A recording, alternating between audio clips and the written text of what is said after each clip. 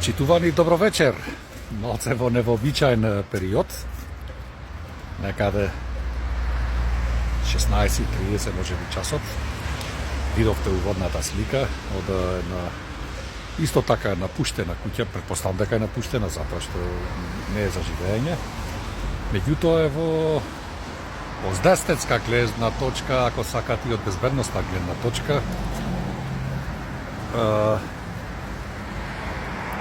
не е во ред да се види како ваква. Одиме со слика.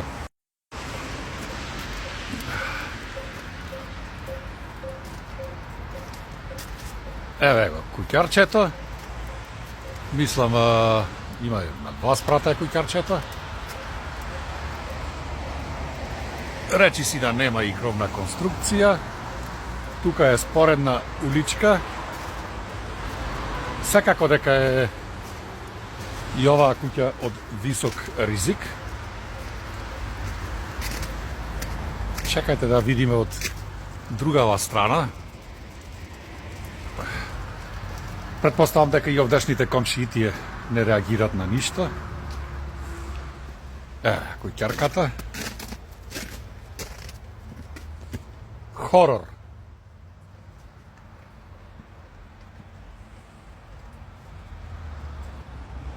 Некојаш може би живееле луѓе во оваа куќарка. Гледајте са контраст. Оваа куќа некаде кошта може би €1.000.000 и до неја е струп ваков. И кој е крив? Јас не сум крив.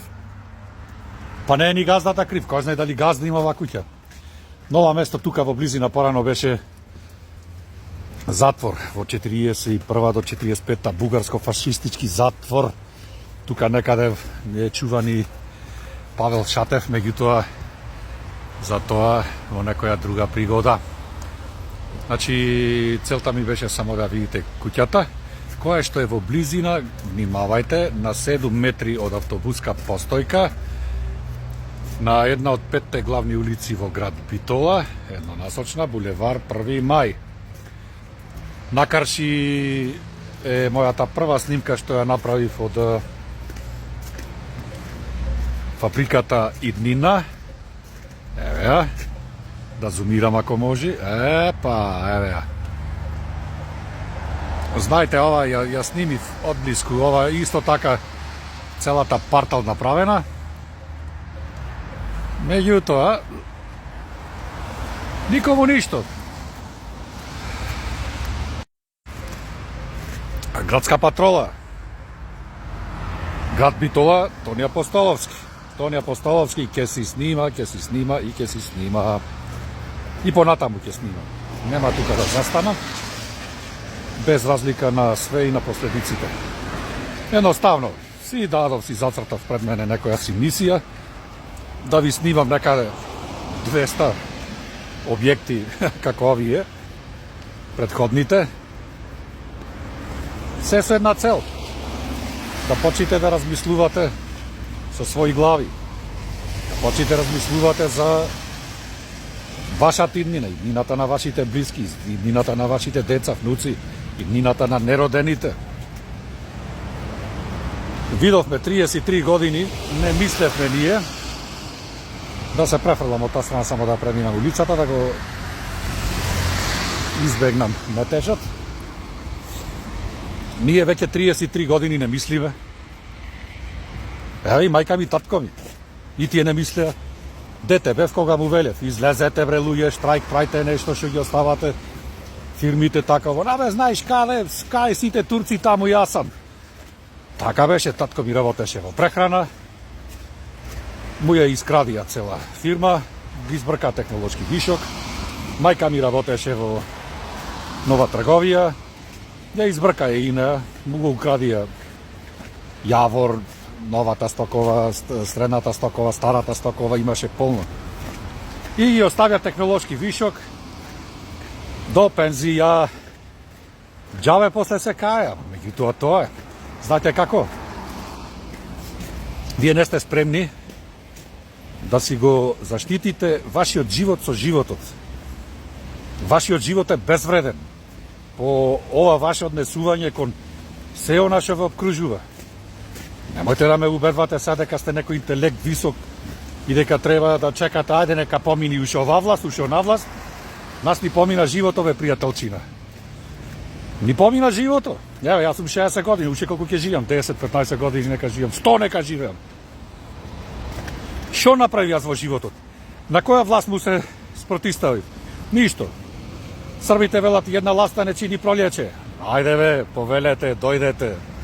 Дојдете ако ништо, појќе ќе снимаме, ќе се дружиме, ќе шетаме низ руини раната Битола. Па може би некој од нас ќе изнајди начин како да излезиме од оваа агонија во која што се наоѓаме. Ќе ви досадувам. За оние што ме гледат. Нормално, оние што не ме гледат, уште во стартот кога ќе ме видат, ле си велат, пак овај бе, пуштај друг канал. Ако, момент, и ова мора да го видите во градот на конзулите и клавирите.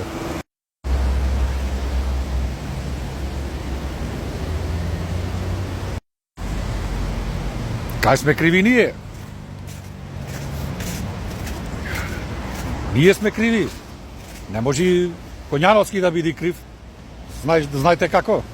Го избрал некој него, се веселееше тој на площадот, ВМРО-вците го избра и сега тој си е градоначалник и ќе си прави што сака 4 години. Кој е крив? Кривецо кој е? Не е Коњановски крив, бре. Вие гласачи на овој сегашниот градоначалник, вие сте криви. Тоа е по законот на логиката, тоа е многу просто како 2 и 2. Ако не го гласавте вие, можда ќе беше од СДС, ако правиш и тој глупости, тогаш од СДС ќе беа криви. Меѓутоа прашањето, што доколку никој не гласа за ВМРО, ДПМН е и за СДСМ. Да, ќе си наместат, тие ќе речат и со 10% ќе си наместат, ќе речат градоначалник, со 10%. Меѓутоа останатите 90% што ќе се случи ако се подигниме малце повеќе? Не може нас да не владеат клептомани. Не може, бре, луѓе. Мора се има почеток и крај. Така и ова, мора да има крај. Каков ќе биде крајот, што мислите, ќе се смилува некој? Дали некој од политичарите ќе се смилува, ќе речи, чекајте бе, луѓе, бе, аби има вистинон една куќа за паѓање, дај да превземиме нешто, од шо мака бе да превземи нешто? Од која мака? Да се заинтересира сега, му текнало на Тони Апостолски, снимил таму некоја куќа и брзо са трчајте сите да санираме куќата.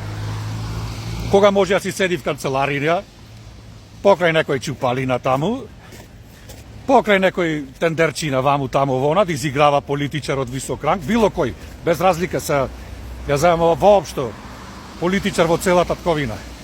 Од која мака се расправа тој со вас со граѓаните? Знаете што сте вие за политичарите? Нула. Огромна нула. Вие сте едноставно гласач и ништо повеќе. Завршва изборите и толку, бре, батина, бе. Ке си чекате после 4 години да ве стават како куртон потрошен. И никако, еве, 33 години, никако човек да ве убеди. Чекајте да размислите некогаш, чекај, бе. Вистина може овој нешто зборва. Не може едно зборче, барем едно од моево да размислите, да видите како е шо е. Ништо си терате, вие си терам и јас, секој со своето. Јас сум свесен за околината која што ме обкружува, свесен сум за последиците, свесен сум што е неинтересно и како да излезиме од кризава. Меѓутоа за кризава треба мозок, требаат мажи. Нити мозок имаме, нити мажи имаме. Ќе почекаме. Бидете поздравени од Битола пред зајди сонце, што се вели зборот.